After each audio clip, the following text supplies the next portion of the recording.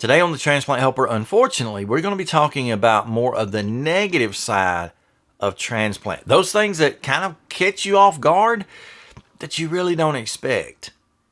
Stay tuned. Hit the subscribe button and the bell notification to become part of the Transplant Helper community.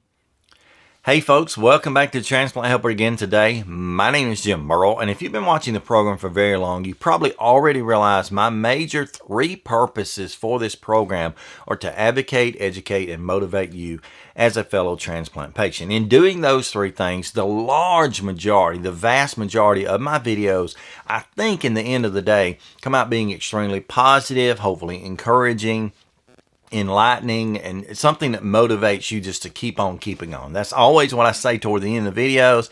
I'll either mention keep on keeping on or stay stronger. That's just kind of my catchphrase.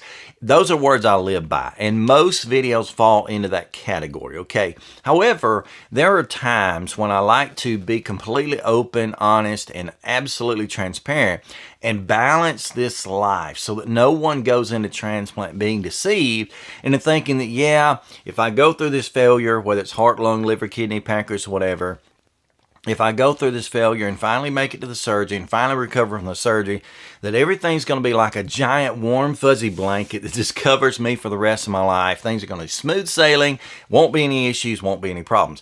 I don't like people to be misconstrued into thinking that, or maybe misinformed, or to be, and it's not a bad word, but to be ignorant of the fact. And by ignorant, I mean just they don't know. I personally, going into transplant, I didn't know.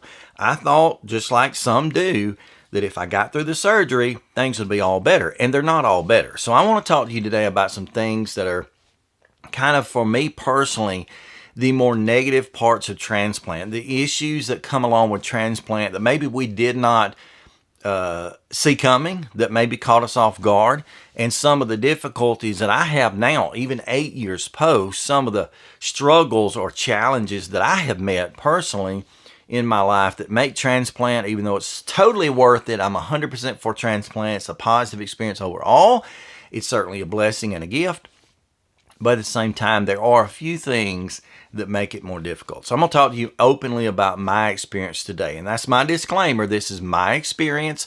It may be yours. It may not. It probably won't be all of yours. It may not even be yours specifically, but this is my experience, and it's just that it's mine. So it may vary from yours, but I really think there probably will be a number of you in the comments below at some point that are going to kind of raise your hand and say, hey, that's me. That's not exactly me, but that's something like me. And maybe we'll feel this struggle together. And so maybe you can say, well, I thought I was the only one, but if Jim's dealing with that, maybe someone else is. And then by supporting the comments, we'll probably conclude that quite a few of us deal with some difficulties post-transplant. Now, that was a lot to be said, but I wanted to be clear about the purpose of this video. So here we go. As far as me and the negatives that have come out of transplant, probably number one overall, not that it's necessarily a bad thing, it's just it was unexpected, is that I still to this day, 8 years post-transplant, even though I'm so blessed to be a recipient of my wonderful gift in a heart transplant back that many years ago, I still don't quite have the stamina, I don't have the endurance that I expected or hoped I would have, okay? Now, some of that comes on me, some of that comes because of COVID, and of course, us being a little more self-contained at one point back then on lockdown, and letting our guard down about certain things, about maybe my diet dipped to a point it didn't need to. I take part of the blame for that, okay? But at the same time, overall through the 8 years, I've just had a little bit more difficulty maybe than some getting my stamina, building my endurance. For example, to this day, 8 years post, I'm not able to work a full-time, 40-hour-a-week job. Now, some of you think, wait a minute, you do YouTube. I see you on here all the time, so that's your full-time job. No, it's not. What you see here on YouTube on a regular basis, usually 2 or 3 days a week, what that really is just like the rest of social media. I hope you realize that if you go on Facebook or Twitter or YouTube or Instagram or whatever that you do, I hope you realize that for the majority of those things, what you're seeing about people, you're seeing their best. You're seeing them at their highest point. You're seeing them at a peak. You're seeing them when they're having the great day, when they're on that vacation, when they've had that wonderful thing to celebrate in life. That's what you're seeing. So on YouTube, you're sort of kind of seeing the same thing about me. If you see me do a video and you say, Jim looks good today, not that I'm pretty, but Jim looks good today. He looks like he feels great. Yeah, maybe. I live by a phrase I've used for a number of years, even pre-transplant. Sometimes I fake it till I make it. And also, when I'm having a bad day, a really bad day, typically I don't film videos. And so you never see that. When I wake up in the morning, get the kids off to school and that sort of thing, and then I'm just wiped and I have no energy and I'm back in the recliner, in the chair, in the bed or whatever, you don't see that. I don't typically make videos on days like that. So I'm just saying that don't be surprised. Don't be taken off guard if after transplant your life's not perfect, because mine is not perfect. Probably some of you watching this can comment right now and say, my life's not perfect either. And I hope that you'll do that if that's the truth. But, I have good days, I have bad days. And the majority of my days are good. But even on a good day, I can't expect myself, at least by experience, I can't expect myself to just go and go and go and go. As a matter of fact, if I do that, which sometimes I have to, sometimes my day is from what we call in the South can to can't, which is, rise to fall. And some days I just have to. My schedule, what I have to get accomplished for the day is just impossible, and I have to do that. When I do that, I will pay the price, okay?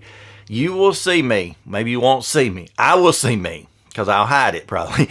But I will see me the next day or the day after. I'll see myself again, laid out like a slab on a couch trying to catch up, or, paying the price and for what I've done. And so I guess that's the first thing that I didn't expect. I didn't expect that I would not have all the energy and all the stamina. And I did not realize that I would pay the price so many times for what I'm able to do. And I worded that carefully.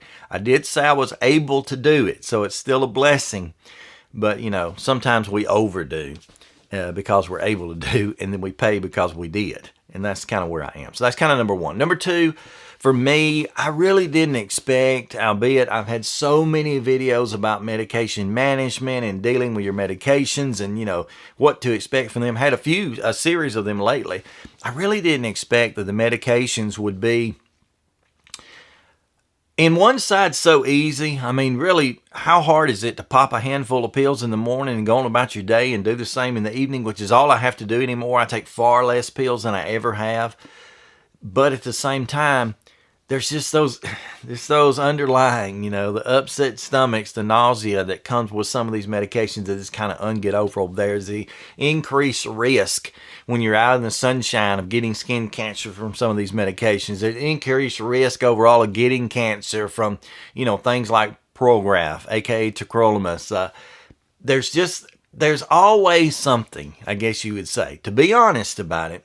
Even though my medications for years have been pretty much on a level plane, we were able to accomplish my adjustments and my medication, the balancing of those things early on. But still to this day, there's always a little quirk. There's a little bump, where this medication just seems to, whatever reason out of the blue, start affecting you in a different way. And so there's always tweaks, there's always adjustments, and there's always, should be at least, an overabundance of caution in how you deal with those medications. And I guess I didn't expect that, even when I was learning about this, and I'm now a transplant educator, but even when I was learning about this, I probably thought, well, they'll give you a pile of pills to take, but you'll swallow those pills and that'll be it. No, not exactly. There are side effects. There are long-term, short-term, different side effects, things. What's the big deal about being nauseous for a few hours in the morning? Well, the deal is that pill not only is making you feel that way, like me, I now have cirrhosis of the liver. It's moderate and controlled, but that's a result of those medications. So I didn't expect that. Number three, I did not expect, and I mentioned this in a video the other day, a whole video, so I won't take long with this. I did not expect really the pain that would sometimes come with transplant, and that we would grow a community like this one, that we would get to know one another, we would get to love one another, and share so much together, and then sometimes we lose another. I didn't expect the impact that would have. I have in my life I'm try to be sympathetic and empathetic, and I think I'm somewhat normal about my emotions. I'm not overly emotional, but you would assume you would mourn the loss of someone you're close to, someone in your family, someone who you had been friends with, or classmates, or coworkers with for a number of years, or maybe it's a friend's family member, and you're empathetic toward them and their loss. But I kind of knew that was normal. I didn't know that I could actually feel pain and mourn over the death, or the pain of someone halfway around the world, literally.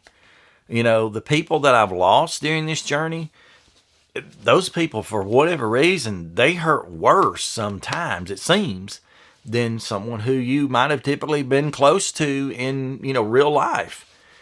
I didn't expect that, and so that's kind of some of the difficulties. But is it overall a negative thing for transplant that I don't have the stamina I expected? No.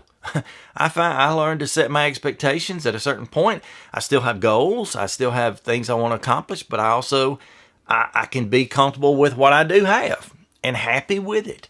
Is it necessarily that negative that medications are not always just smooth running and that there's never any issue? No, I didn't expect it necessarily, and so it feels negative that it happens, but hey, it's part of life. And without those life-saving, life-giving, life-extending medications that make transplant possible, even, where would we be? And then, is it negative that people pass? No. I mean, it's not. It's painful. It hurts. I didn't expect to have that feeling at times, but I do. And so this is, that in itself was a tribute to all those that have laid the ground before us and have gone down this path before us, and to the successes that they have and the successes that we are blessed to continue to have. So probably a lot more I could have said in this video, but I know it's ran long. So let me encourage you today, even though there are some negatives in life, use those negatives to prove how positive the positives are. Okay, and I've said that a lot of different ways on the program before, but use the negatives to prove how positive the positives are. And I think that'll overall improve your outlook, improve your attitude. And when you have that bad day, just have it and then wake up the next day and say, wow, compared to yesterday, this is wonderful. And you'll see the positives in that. Thanks so much for joining me today. Keep on keeping on, folks. That's KOKO. And certainly stay stronger, my friends.